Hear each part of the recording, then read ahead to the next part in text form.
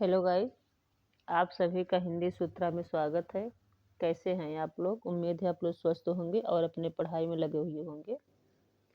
तो आज हम लोग करेंगे प्रैक्टिस नंबर 11 का चौथा पार्ट। 3 पार्ट हम लोग कर चुके हैं, इसमें से प्रश्न नंबर 75 तक कर चुके हैं। आज हम लोग करेंगे प्रश्न नंबर 76 से 100 तक। तो ज़्यादा समय न लेते हुए प्रश्नों की ओर चलते हैं। साहित्य मनुष्य के अंतर का उच्छलित आनंद है, कथन किसका है ये? नंदुलाल वाजपेयी, हजारी प्रसाद द्विवेदी, डॉक्टर नगेंद्र, आचार्य रामचंद्र शुक्ल। इसमें से हमारा कौन सा ऑप्शन सही हो जाएगा? किसने कहा है ये? हजारी प्रसाद द्विवेदी, यानी कि दूसरा ऑप्शन हमारा सही हो जाएगा। हजारी प्रसाद द्विवेदी ने कहा है।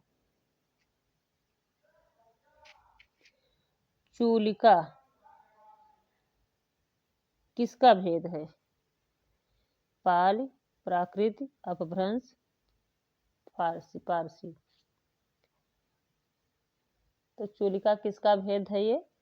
चूलिका प्राकृत भाषा का भेद है। दूसरा ऑप्शन हमारा सही हो जाएगा। लाल तारा की विधा क्या है? रेखा चित्र, संस्मरण, आत्मकथा, रिपोर्टाज। तो लाल तारा किसका विधा क्या है? रेखा चित्र है। पहला ऑप्शन हमारा सही हो जाएगा। आचार्य किशोरीदास के अनुसार हिंदी में कितने कारक हैं? 6, 7, 8, 9। तो किशोरीदास ने हिंदी में कारकों की संख्या 6 माना है। ठीक, पहला ऑप्शन हमारा सही हो जाएगा। भाषा संवर्धनी सभा के संस्थापक थे, कौन थे? रामप्रसाद निरंजनी, जॉर्ज ग्रियर्सन, बाबू तोताराम, मिश्र बंधु। तो भाषा संवर्धनी सभा के संस्थापक कौन थे? बाबू तोताराम थे। तीसरा ऑप्शन हमारा सही हो जाएगा, Totaram. The modern vernacular literature of Hindustan के लेखक कौन हैं? ग्रियर्सन, शिव सिंह सेंगर, गारसाद तासी, मिश्र बंधु। तो इसके लेखक कौन है? ग्रियर्सन है।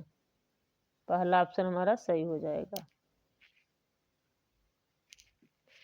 रिक्शा शब्द किस भाषा का है? अंग्रेजी, उर्दू, तुर्की, जापानी। तो रिक्शा किस भाषा का है? जापानी है। चौथा ऑप्शन हमारा सही हो जाएगा। किराता और जिनियम के प्रत्येक स्वर का अंतिम पद कौन सा है? यानी अंतिम पद किससे समाप्त होता है? अंतिम पद में क्या है? लक्ष्मी, विष्णु, शिव या श्री? किस वर्ड से अंतिम पद समाप्त होता है?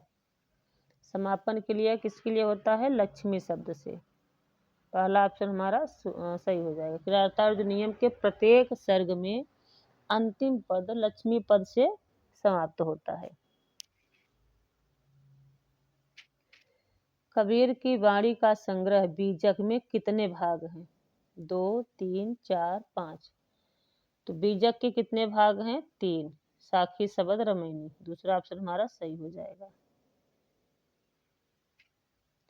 सूरदास को जीवनोत्सव का कवि किसने कहा? ठीक, एक आपको क्वेश्चन बन जाएगा कि जीवनोत्सव का कवि किसे कहा जाता है? तो सूरदास को कहा जाता है। किसने कहा है? आचार्य शुक्ल, हजारी प्रसाद द्विवेदी, मैथिली शरण गुप्त, डॉक्टर नगेंद्र। तो किसने कहा है? आचार्य शुक्ल ने कहा है। ठीक, पहला ऑप्शन हमारा सही हो जाएगा। ये प्रश्न 2 तरीके से बन सकता है। पहला तो बना है कि किसने कहा है? आचार्य शुक्ल ने कहा है। दूसरा बन जाएगा कि जीवनोत्सव का कवि किसे कहा जाता है? तो सूरदास को कहा जाता है। बिल्कुल नोट्स बनाते जाइए। उत्तर रामचरितम के रचनाकार हैं, कौन हैं? वाल्मीकि, भारवी, श्रीहर्ष, भवभूत। तो उत्तर रामचरितम किसकी है? भवभूत की है। चौथा ऑप्शन हमारा सही हो जाएगा। घुमक्कड़ शास्त्र नामक ग्रंथ के लेखक कौन हैं? राहुल साकृत्यायन, नागार्जुन, मुक्तिबोध, डॉक्टर नगेंद्र। तो घुमक्कड़ शास्त्र किसका है? राहुल साकृत्यायन का है।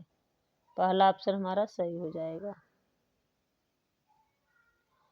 अनंत का संधि विच्छेद क्या होगा?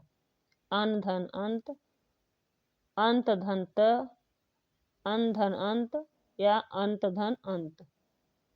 तो अनंत का संधि विच्छेद क्या हो जाएगा? अन धन अंत।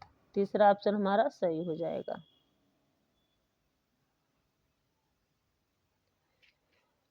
बौद्ध धर्म से जुड़े हुए साहित्य की भाषा है, कौन सी भाषा है? पाली, प्राकृतिक, वैदिक संस्कृत या लौकिक संस्कृति। तो बौद्ध धर्म से जुड़े हुए कौन सी भाषा है? पाली भाषा। ठीक, पहला ऑप्शन हमारा सही हो जाएगा। पाली भाषा बौद्ध धर्म से जुड़ा हुआ भाषा है। खड़ी बोली हिंदी की उत्पत्ति हुई कब हुई? मागधी अपभ्रंश, अर्धमागधी अपभ्रंश या सौरसेनी अपभ्रंश या पहाड़ी अपभ्रंश। तो इसमें हमारा तीसरा ऑप्शन सही हो जाएगा, सौरसेनी अपभ्रंश से खड़ी बोली हिंदी की उत्पत्ति हुई। ठीक, तीसरा ऑप्शन हमारा सही हो जाएगा। वारेन हेस्टिंग का सार कहानी के लेखक हैं, कौन है? स्वयं प्रकाश, अरुण प्रकाश, उदय प्रकाश, कोई नहीं। तो वारेन हेस्टिंग का सार विधा क्या है इसकी? कहानी है। किसने लिखा है? उदय प्रकाश ने लिखा है। तीसरा ऑप्शन हमारा सही हो जाएगा। तार सप्तक का प्रकाशन वर्ष है, क्या है? 1936 ईस्वी, 1943 ईस्वी,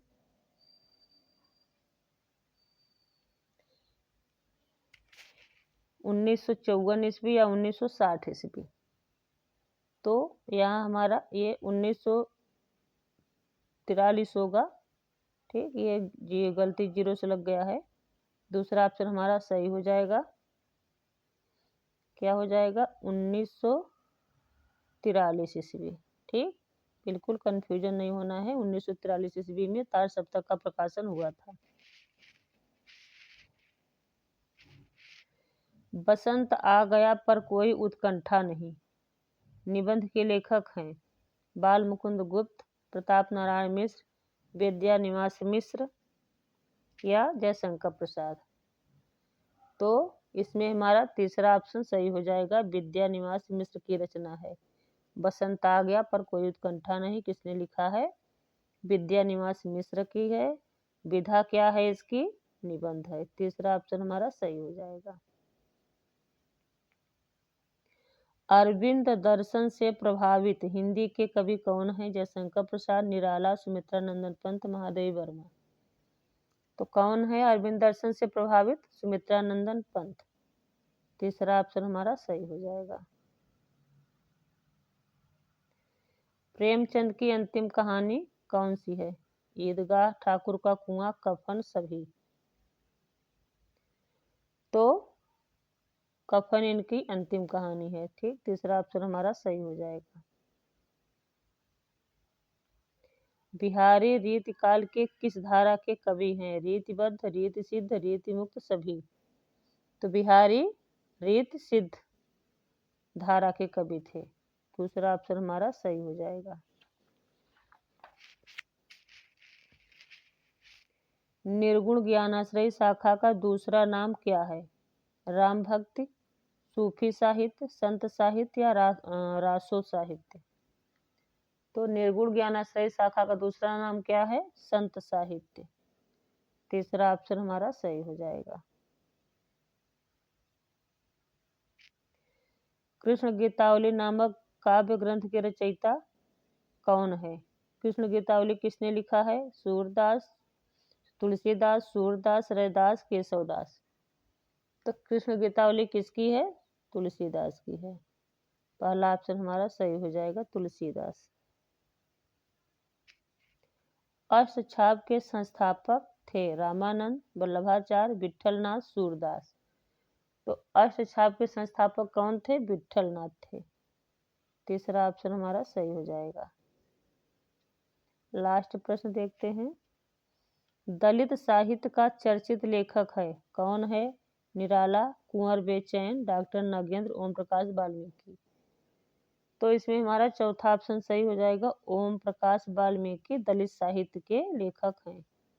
चौथा ऑप्शन हमारा सही हो जाएगा। अगर आप लोग हमारे वीडियो को पहली बार देख रहे हैं तो प्लीज़ हमारे चैनल को सब्सक्राइब कर लीजिएगा और बेल आइकन जरूर प्रेस करिएगा, ताकि जब मैं इसका अगला भाग डालूँ तो नोटिफिकेशन आप लोग का सबसे पहले पहुँचे। मेरे वीडियो को ज़्यादा से ज़्यादा लाइक करिएगा, शेयर करिए, कमेंट के जरूर बताइएगा आप लोगों को मेरे प्रश्नों से कितना लाभ मिल रहा है। Thanks for watching.